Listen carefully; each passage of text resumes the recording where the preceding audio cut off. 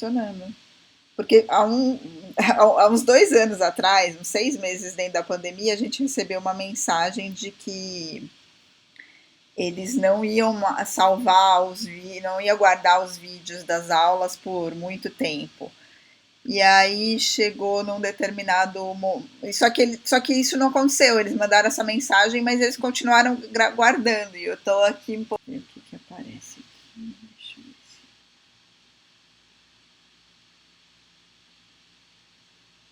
eu ver das capas. Então, tentar deixar bastante tempo para a gente discutir o projeto. Né? Então, as provas são né, as versões do livro diagramado, né? E a gente vai então fazer alguns ciclos de verificação e correção e ajuste até chegar no trabalho final. Se fala muito em 3 ciclos, né? Primeira, segunda e terceira prova. Editoras com uma equipe mais modesta vão trabalhar só com uma ou duas, né? Uma, na verdade, quase nunca existe só uma, porque uma vez que você faça um ciclo de leitura e avaliação, você tem que fazer uma segunda prova para verificar que tudo aquilo que você pediu foi feito no arquivo final. Então, sempre, geralmente, tem 2, mas é considerado ideal a gente ter no mínimo 3 provas, né, para ter 2 leituras completas e essa prova final que é só de verificação se o que foi pedido foi corrigido.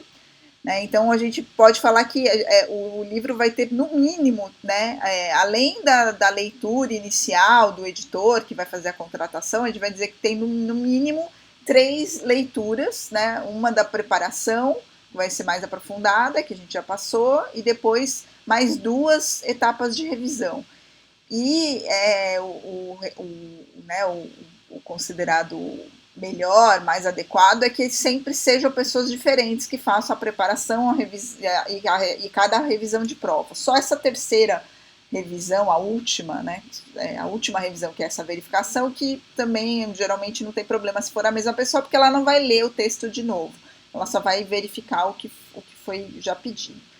E né, esse ideal de ter muitos olhares né, pensando nisso que, né, primeiro, né, não existem regras, né, escritas na pedra ali, tem muitas questões que são de interpretação, de avaliação do original, né, mesmo questões de aplicação da norma culta podem ser debatidas, a gente às vezes tem mais de uma forma correta de incluir alguma expressão, alguma pontuação e etc.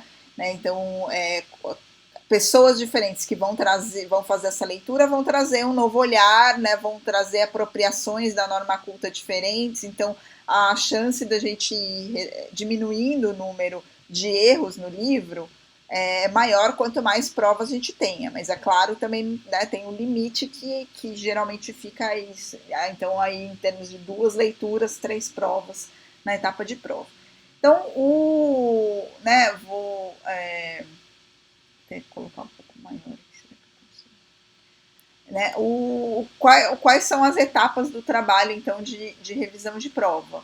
Né? Em primeiro lugar, a gente vai fazer então de novo aquela batida de parágrafo, né? Então sempre tem essa preocupação para não perder pedaços do texto no processo editorial, o que acreditem acontece. Então a gente vai fazer essa verificação. Na etapa de prova, como o layout geralmente vai estar muito diferente do texto preparado, que estava no Word, aquele processo que eu acho que eu até comentei, né, de você colocar uma folha em cima da outra e verificar, não vai dar muito certo. Então a gente vai fazer isso da segunda para a primeira prova e da terceira para a segunda prova. Geralmente, se a gente está trabalhando com o arquivo impresso, né, com as provas impressas. Eu vou falar disso daqui um minutinho também. Então, quando a gente está trabalhando no digital, normalmente o processo é mais rapidamente verificar as primeiras e as últimas palavras de cada parágrafo, para ver se estão todos os parágrafos ali, e, né, o próprio olhar ali vai indicando se o tamanho do parágrafo está proporcional ao tamanho que ele tinha no outro, então você não vai ler cotejando né, palavra por palavra, para garantir que não tenha salto, mas você vai fazer essa verificação de uma forma dinâmica que o profissional de revisão vai ganhando experiência e vai fazendo com cada vez mais velocidade esse processo, né? Mas aí o perigo dessa velocidade é acabar automatizando um pouco demais e deixar passar saltos. Por isso também outro motivo para ter duas provas, porque daí se um revisor ainda comeu alguma. Que lá em São Paulo a gente fala comeu bola, né? Aqui no Rio, como vocês falam, tem outra expressão. Outro dia tiraram sarro de mim, que eu falo comeu bola. Mas, tipo, deixou passar algum erro, então o segundo revisor ali tem uma chance ainda de perceber esse salto.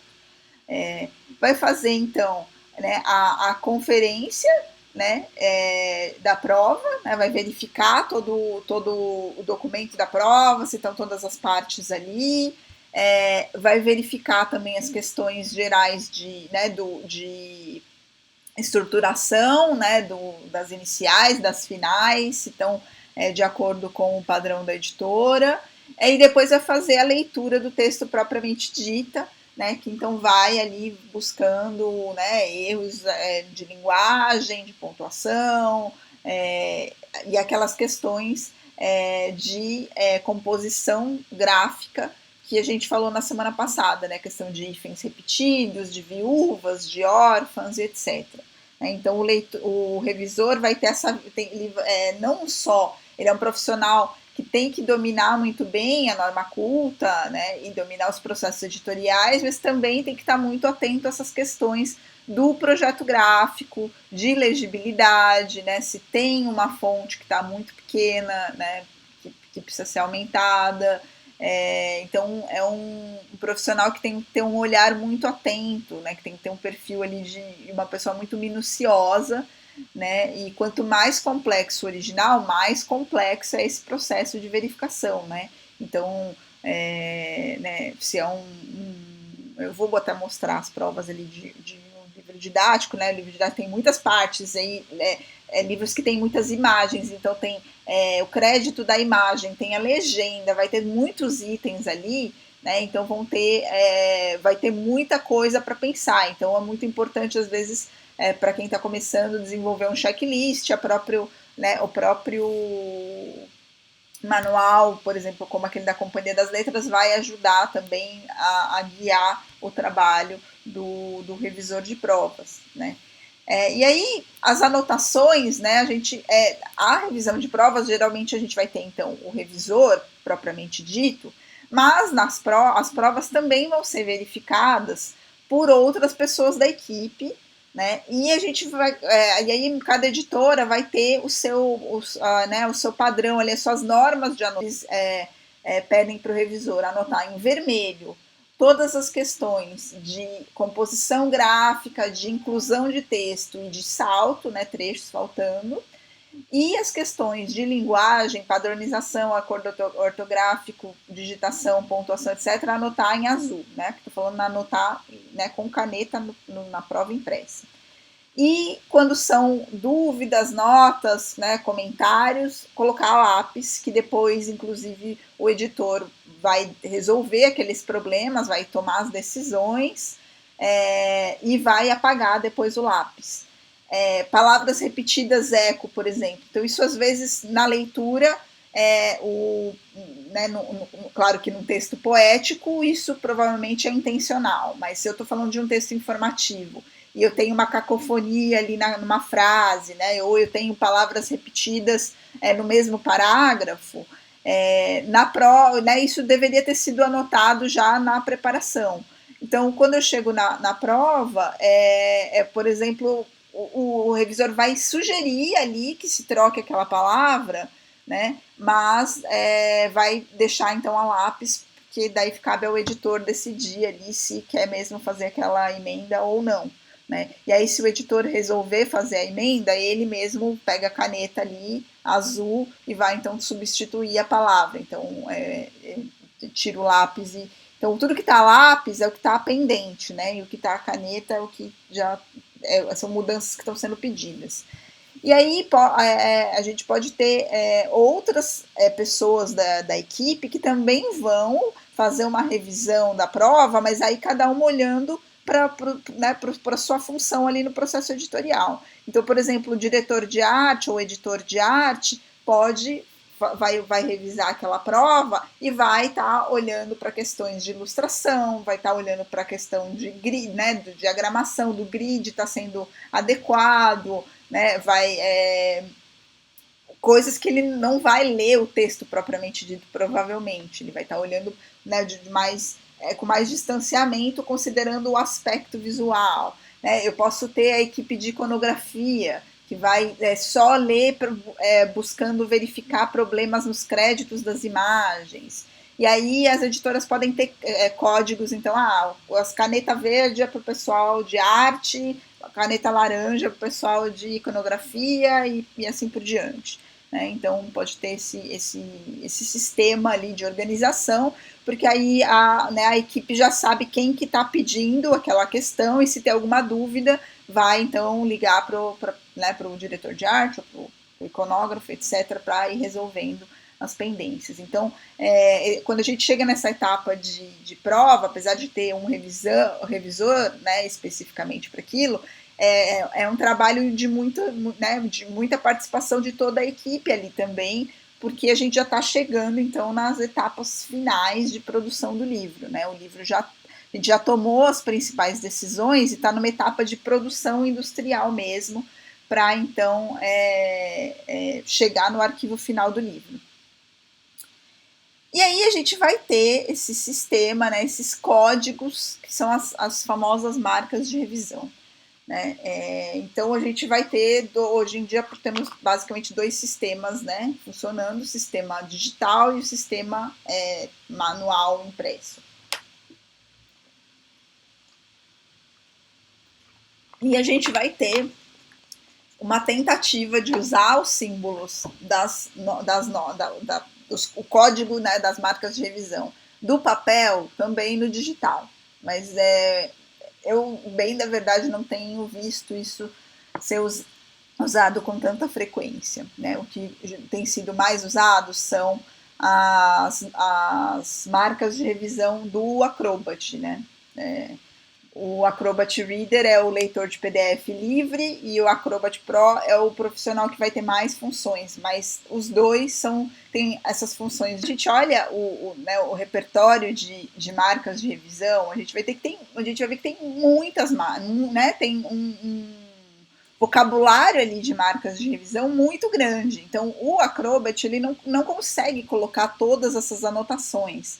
Então, o que acaba no digital, a gente acaba às vezes descrevendo a mudança, né, o que você quer que mude, o que dá muito mais trabalho para o revisor, né, ele perde mais tempo tendo que descrever, e não é um sistema que já está estabelecido e padronizado entre as editoras. Então, as marcas de revisão, claro que tem algumas variações, né, às vezes tem mais de uma marca para dizer a mesma coisa, porém, um revisor experiente, ele já conhece, vai ter no máximo 2 ou 3 maneiras de marcar né, aquele tipo de mudança.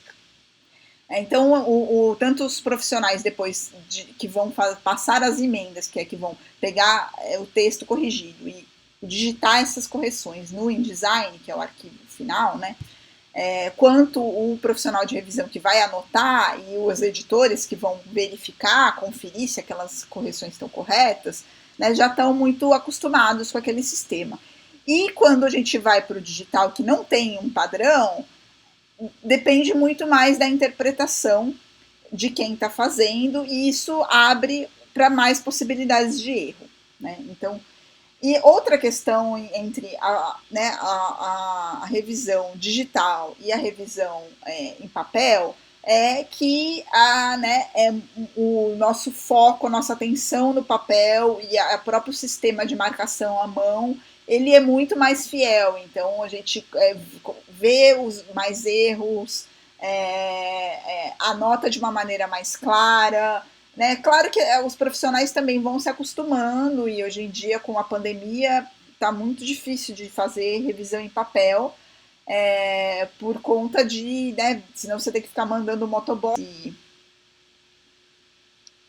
essa outra página. Desistir, na verdade eu percebi que a mudança que eu pedi estava errada, então eu vou tirar. Né? Aqui, por exemplo, né, que todas as primeiras iniciais sejam maiúsculas e o resto em caixa baixa, eu vou colocar CAB, que é caixa alta e baixa. Né? Do papel no digital, mas não funciona no Acrobat, então eu não tenho visto ser muito usado. Bold às vezes é com uma curvinha assim, um onduladinho embaixo da palavra é bold ou negrito, né? Enfim, eu não vou ficar aqui falando todas, até porque a gente não vai usar no nosso trabalho isso né, o ideal seria depois a gente fazer uma prática, daí nas disciplinas de edição de texto, vocês vão ter mais tempo para fazer essa prática de memorizar as marcas de revisão, né? Mas é muito importante conhecer, saber que existe, saber como é feito, e daí quem quer ser revisor mesmo ir praticando essas marcas para memorizar. E aí a gente entra na questão do Acrobat, né? Então o Acrobat, ele tem essas são as ferramentas que ele tem ali, e a gente vai então, com essas ferramentas, indicar esses mesmos tipos de mudança, né? Alinhamento, bold, mudança de palavra. Também o uso cada vez maior da revisão no formato digital. Aí né, se a revisão em papel da Adobe, assim como a Acrobat, então eles integraram, faço alguns ajustes no PDF, eu importo esses ajustes no InDesign e ele já vai corrigir automaticamente, então eu não preciso ficar digitando as emendas, o que tem uma grande vantagem, porque diminui a chance de erro, né? Toda vez que eu coloco uma coisa num papel, alguém tem que ir lá, interpretar aquilo, digitar e mexer no arquivo digital, eu tenho ali um processo que né, são pessoas, seres humanos, então pode digitar errado, pode dar algum salto no documento, muito pesado. Então eu acho que por isso que ele tá, no meu computador não está dando conta. Todas essas marcas, e quem vai mexer de fato no texto vai ser o editor? Geralmente é o diagramador ou o editor de arte. Não é nem o editor, é alguém que está mexendo com um arquivo de InDesign que vai fazer isso, entendeu? Obrigada. Tem também tem o sistema agora, porque o Adobe tem um software chamado Encopy, né? O autor vai e corrige as coisas num documento que parece Word e ele já está associado ao InDesign. Então você pode ir mudando ali, você já vai mudando no InDesign automaticamente também. Então também tem essa opção. Então, mas isso é usado mais em editoras de didáticos, editoras que têm um fluxo muito complexo. Livro de texto, né, os livros mais tradicionais que a gente, né, de literatura, de informativos normais, a gente não vai ver muito o uso do Encopy, não. É um sistema meio complexo ali, de fluxo de processo editorial. Verem bem. Posso simplesmente. Esse aqui está pedindo para eu parar o vídeo. Vou terminar essa parte aí eu paro o vídeo. Então, se eu simplesmente deleto, né, com a função, né, se eu seleciono a palavra e digito, né, se eu não quero dar capa, eu quero para a capa, eu digito automaticamente. Né. Vamos lá, meu amigo, você consegue. Outra função que vai ser muito usada é bold, se é vermelho, é itálico, se é azul, é regular, né? Pode ter isso, mas aí exige um código já combinado com a editora. Então, normalmente você tem que ser muito claro, porque é isso. Muitas vezes o diagramador, por exemplo, se o diagramador também é terceirizado, ele está trabalhando com várias editoras. O revisor, geralmente, é terceirizado, vai estar trabalhando com várias editoras. Então, né, se não são pessoas que só trabalham com aquela editora e conhecem aquele padrão e aquele código daquela editora muito bem, você tem que ser muito claro o que você, né, com que você está pedindo para mudar, para que ele mude corretamente depois, né? Então, a ideia é na prova. Então, por exemplo, alinhamento. Vamos supor que eu, né? Então, aí daí você consegue usar aqui no InDesign. Não é o mesmo, um trecho, né? Teve um salto e eu quero digitar, eu posso, claro, colocar aqui no comentário e digitar o texto aqui, ou se é um trecho muito grande, eu posso revisão, e aí também aqui eu posso fazer o comentário e colocar, né, paralelismo. Então a ideia é sempre que você vai anotando e vai tentando explicar o máximo possível. E depois, com o tempo, você vai conhecendo a equipe e daí também cria-se, né, uma comunicação um pouco mais fluida. Mas uma vez que você não conheça as pessoas, é sempre importante sendo, né, ser o mais claro possível. Né? Então, são essas poucas ferramentas que permitem, então, a gente ir fazendo os ajustes. O principal, então, é sempre ações que vão ser interpretadas pelo InDesign. As outras vão depender, de novo, do diagramador ou de quem que esteja mexendo no arquivo, fazer as emendas depois. Deixa eu ver se tem mais alguma coisa para falar sobre isso. Acho que não. Voltar para os slides. Eu vou então fazer uma pausa aqui na gravação do vídeo e vou começar de novo.